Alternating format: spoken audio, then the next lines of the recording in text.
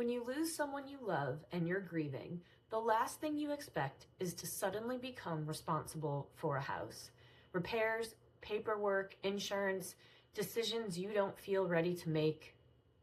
No one hands you a playbook, but it can feel like everyone wants something from you. That's exactly what my brother Adam and I experienced in 2021. We didn't choose to specialize in inherited homes. After losing both of our parents and inheriting 2 properties, we were standing in the middle of it ourselves.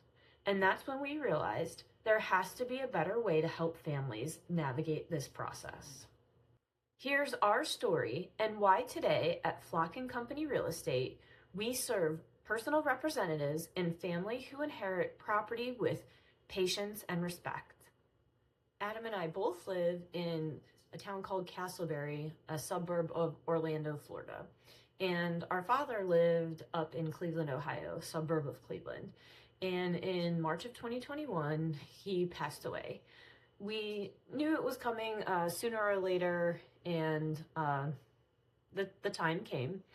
And he owned a property in Cleveland, and he left it to both me and Adam. Then, unexpectedly, about 3 months later in May, our mom, who had recently moved to Castleberry to be closer to us, she unexpectedly passed away. And she also left us her property. Both properties went through probate, where Adam and I became the personal representatives. One of the good things is my brother and I get along very well. So there was no fighting over the properties. Just probably the best case scenario you can think of when it comes to a brother and sister inheriting their mom and dad's house. So originally we were working to figure out what to do with our dad's house from a distance. And unfortunately, in the middle of all that, our mom passed away, and her property, because it was a lot closer to us and she had 3 cats, became the more pressing matter. So a couple of weeks after she passed and the initial shock and the initial wave of grief wore on, we were able to file the case with the clerk of courts, and we hired a probate attorney. In the meantime, like I said, we had to figure out what to do with the cats, because there were 3 cats living in a 2,000 square foot home, and it just was just really difficult, because we had to go over at least twice a day to make sure they were being taken care of, because they were elderly senior cats. We were able to find a couple of family members that were able to take them in. We couldn't take them in. We just had different situations. My kids were younger at the time. I already had 2 cats and 2 dogs. My brother and sister-in-law had a senior dog and a senior cat. So then, once we got the pet situation taken care of, we felt a little bit of pressure by our probate attorney that we needed to get things out of the house, like get things sold and into the estate as quickly as possible. Later, it came to find out that that just wasn't entirely the case. We could have taken our time. We were led to believe like we couldn't take anything from our mom's property, and that just also wasn't the case. So I'm really glad that my brother and I did spend some time in the house and did go through and take things that meant a lot to us, and that, you know, would keep our mom's memory alive. One of the things that we did do is we rented a small storage unit nearby, because there were just a few items that at the time we weren't sure if we wanted to keep or not. And, you know, we said to ourselves that once we get rid of these things, they're gone.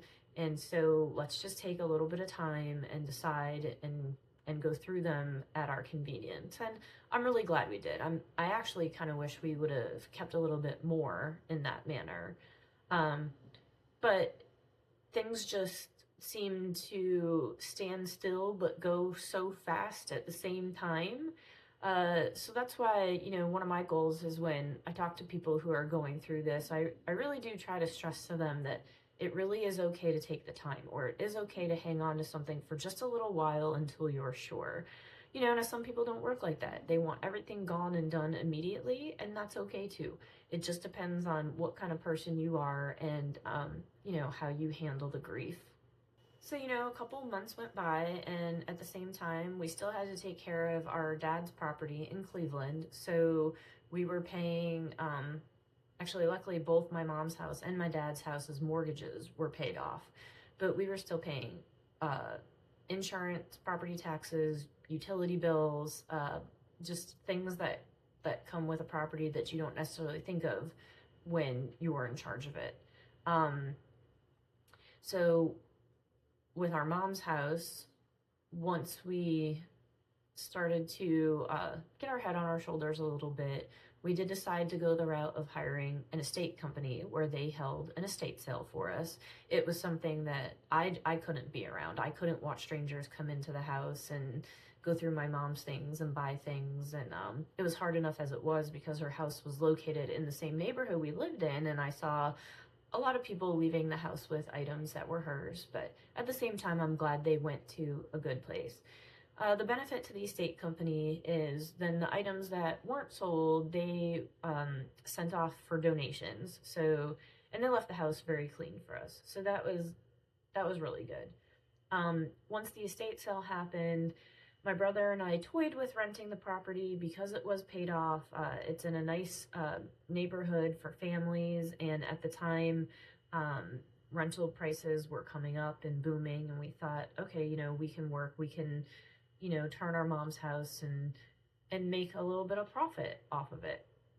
But we ultimately decided against it. We decided that we didn't want to keep coming into the house every year, or we didn't want a family to move in and renters just not take care of it. So we ultimately decided to sell it. You have to remember, keep in mind, it was about October of 2021 when we got to this point, and real estate was still booming. And even in the month of October, when it's not usually a very good selling month. So we ultimately decided to list our mom's property. Now, once we sold the property, so I should back up. She did have some debts, some credit card debts and whatnot, but that was able to be paid off through other various accounts my mom had. So when we sold the house, the big thing that had to come out of the proceeds of selling is she did have a HELOC on a condo over in Cocoa Beach, and she used the HELOC to purchase the condo. So when we sold the house, we had to pay the HELOC off first, and then anything after that were proceeds for myself and Adam. Now, our dad's house, we went a completely different route. I think it was finally August of 2021 by the time we got up there to go settle the estate and take care of all of the outstanding items that we needed to actually go to Cleveland, Ohio and do. So I remember he passed away in March of 2021. We were finally able to get to Cleveland in August of 2021. Now, if our mom hadn't passed away, we would have gone and done that sooner. But so when we finally decided to travel to Cleveland, we ultimately decided we were going to stay about a week. And in that time, we needed to find people who would come and clear out our dad's house and, again, sell any valuable items, make donations, take things away, haul things off. And with our dad's house, we decided that we were going to fix it up and rent it, since we were inheriting the property free and clear, that it would behoove us to fix the property up and rent it out. So when we got there, it was difficult to find a group or a company to come in and do what we needed them to do. Our dad, he was a bit of a hoarder. He hung on to a lot of things. He was from the generation that he worked hard for the things that he bought, so he didn't want to get rid of them. And as well, 10, 15 years prior, he used to live with our grandma. Our parents had gotten divorced, and he lived with his mom, and our grandma had passed away, and he actually hadn't gotten rid of her belongings yet. So the house just had a lot of stuff in it.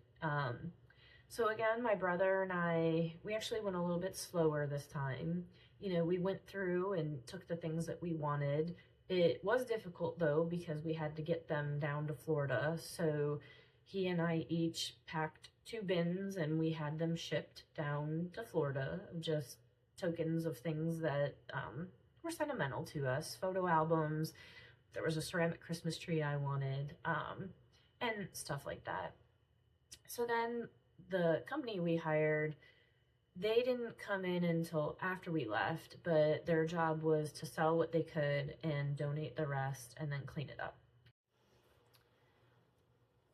While we were there, we were also looking for a contractor to come in. Our dad's house had an incredible amount of deferred maintenance.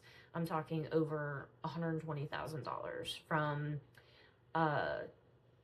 just the floors were original in the 70s. There was a bathroom, downstairs bathroom shower that had a leak that needed to repair where tiles had fallen out. I don't even remember, there was a second bathroom upstairs that was essentially unusable just from disrepair. There was a minor foundation issue in the basement that we had to have repaired. Looking back on it now, I'm not really sure why we decided to put ourselves through going through all those repairs.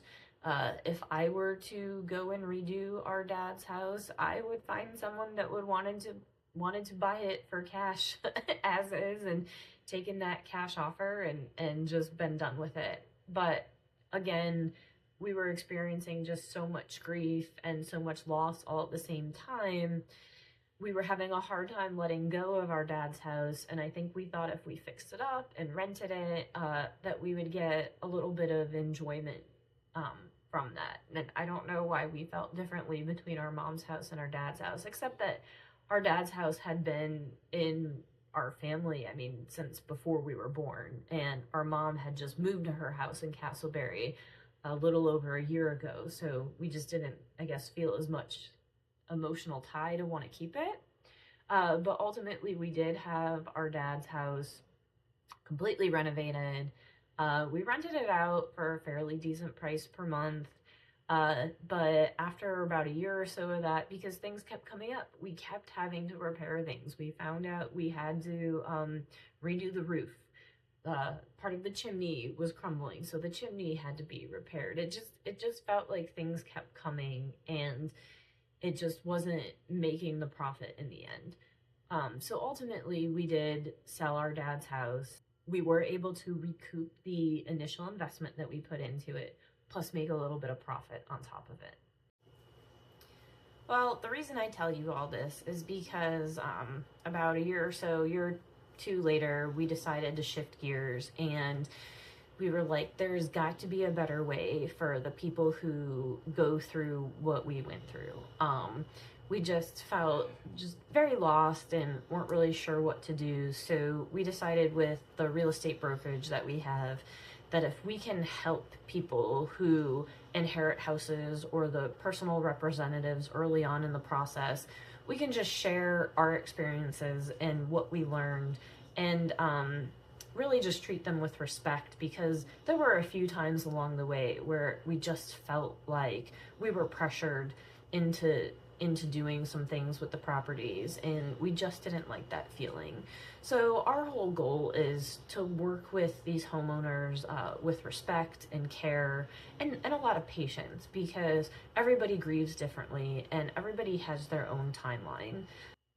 And we feel that's just what makes us different, is because we understand those feelings. We've lived it, we've been through it. So, let our experience help guide you. So if you're in a situation where you've inherited property, or you're a personal representative, or if you're someone just has a property that's a burden, I've since created what I call the Ready to Let It Go guide. It's a clarity guide for inherited homes and long-held properties in Central Florida. And when you work through this workbook, it just helps make some of the decisions a little bit more clear. So if you'd like access to that, there's a link in the description for you to go ahead and download that. But I really appreciate you listening to my story, and I wish you all the best.